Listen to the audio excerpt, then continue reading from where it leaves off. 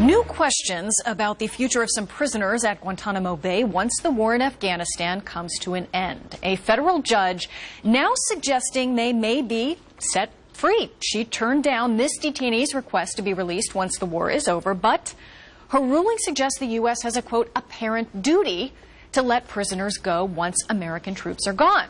Cully Stimson is a former Deputy Assistant Secretary of Defense for Detainee Affairs.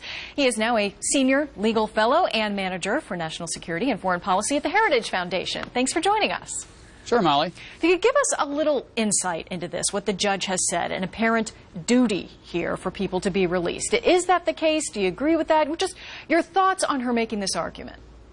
Yeah, this is standard law of war jurisprudence. This is what the law of war requires. At the end of hostilities, the detaining power must release those captured and detained during the duration of the hostilities. And remember, Molly, that the 2001 authorization for use of military force and other cases in our courts have stood for the proposition that we can detain terrorists who were part of the Taliban or Al-Qaeda for the duration of the hostilities. And this Kuwaiti was simply asking Judge Cully here in Washington to let him go now, since combat operations are going to end in Afghanistan supposedly next year. Now, the Obama administration has actually been pretty vague about how things are going to wrap up at Guantanamo. And now Fauzi al-Oda essentially has made this attempt to get out, and they've said no for now.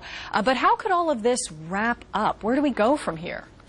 Yeah, well, there will come a point in time, and I and others have been making the case that this is true, that sooner or later combat operations will end in Afghanistan. And as a legal, and that is a political and a legal judgment of when combat operations actually end. But when that happens, Molly, at least the Taliban detainees held at Guantanamo will have to be released, because our war against the Taliban will have ended, but our war against Al-Qaeda detainees will not have ended. So the tricky question here, Molly, is what about the guys down there who are both Al-Qaeda and Taliban? Do they need to be released? And that's the $100,000 question that this administration rightly is not going to try to pre-answer. Right. And then, of course, during the prisoner release, the trade for Bo Bergdahl, the president himself acknowledged that there is a certain recidivism rate here, and that's a major concern as well, right?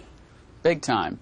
But there has never been a risk-free transfer from Gitmo. There never will be. And by the way, there's never a risk-free release from jails and prisons around the United States, so that's not surprising. The question, though, is, will the administration preemptively come out there and say, by the president himself, combat operations have ended in Afghanistan? They may do so through the bilateral security agreement with the Afghanistan government once a successor to Karzai is chosen, or they may sit back and be passive-aggressive and just let the courts decide once these detainees file more of these petitions.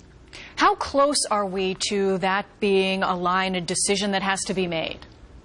Well, we're close in the sense that the President, the Pentagon, DOD leaders have been ramping down the number of combat troops in Afghanistan. We're going to have a bilateral security agreement sooner or later. So I would say beginning of next year, sometime, once that's signed and once the President either determines as a legal and political matter that combat operations have ended, or the courts just say, look, you have said repeatedly that they're just there in a support role, you have less than 10,000 troops, and they start ordering these detainees released one by one, the Taliban detainees.